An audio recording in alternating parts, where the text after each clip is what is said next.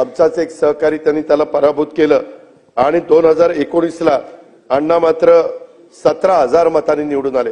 अध्यक्ष महोदय, त्याचाही एक किस्सा मला आठवतोय, मला तो सांगावासा वाटतो। 2019च्या विधानसभा निवडणुकीच्या सुरुवातीला पक्षाने अण्णाला उमेदवारी नाकारली। त्या शिलवंत का कोणाला तरी उमेदवारी, सुलक्षणा शिलवंत, त्यांना उमेदवारी दिली। मी गप्प बसलो। प्रांताध्यक्ष जयंतराव होते। जयंतराव म्हणलं अण्णाला कशाला कापलं, त्याला द्या राव। ते म्हणले दादा सगळेच काही माझ्या संमतीने होत नाही। बरं म्हणलं हरकत नाही। त्याच्यानंतर एबी फॉर्म, माझा मतदारसंघ मोठा असल्यामुळे जिल्हा, मी पक्षाचा एक कार्यकर्ता होतो, परंतु जयंतरावांनी मला एबी फॉर्म 1-2 जास्त दिले। अध्यक्ष महोदय, मी रात्री 12ला निघालो। अण्णाला एक्सप्रेस हायवे संपतो ना तिथं 2 वाजता बोलवलं आणि त्याला म्हणलं हे हा एबी फॉर्म, आणि उद्या 11ला पहिला जा आणि एबी फॉर्म भरून राष्ट्रवादीचं तिकीट म्हणून तू भरून टाक। अण्णा म्हणलं असं? अहो ते जाहीर तर शिलवंतला झालं, तुला काय करायचं बाकीचा, तो फॉर्म भर।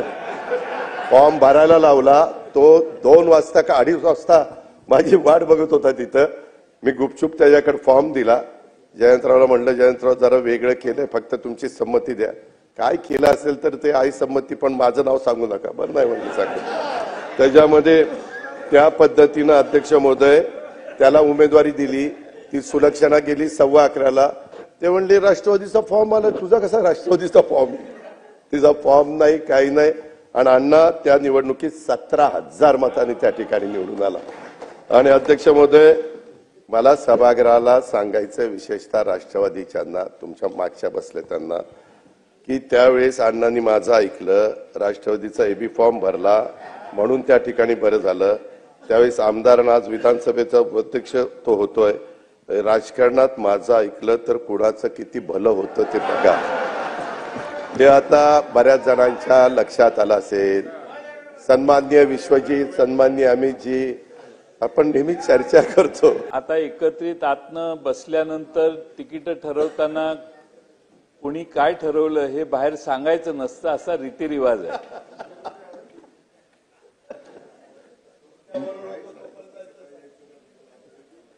माझा दोष असा आहे की कुणाला तिकीट द्यायला मी कारणीभूत होतो आणि का दिलं हे मी कधी कुठल्या व्यक्तीला सांगितलं नाही।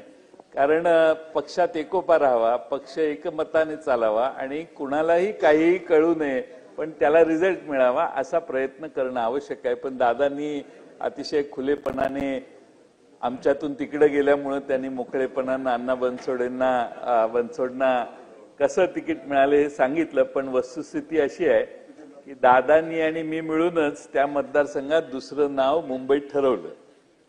त्यानंतर दादा गेले पुण्याला। पुण्याला काही लोकांनी दादांना घेराव घातला टोल नाक्यावरच, आणि मग टोल नाक्यावर घेराव घालून ते म्हटले हे तिकीट बदला आणि अण्णांना द्या।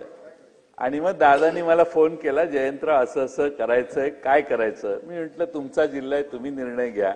आणि मग दादा म्हटले मग मला एक एबी फॉर्म लागेल। मी म्हटले एबी फॉर्म ऑलरेडी पुण्यात आहे, आणि तो एबी फॉर्म अण्णा बनसोडेंना दिला। ज्यांना तिकीट मिळालेलं त्यांना मी कळवलं तुम्ही एबी फॉर्म भरा, एबी फॉर्म जरी दिलेला असला तरी तुम्ही काही अर्ज भरू नका।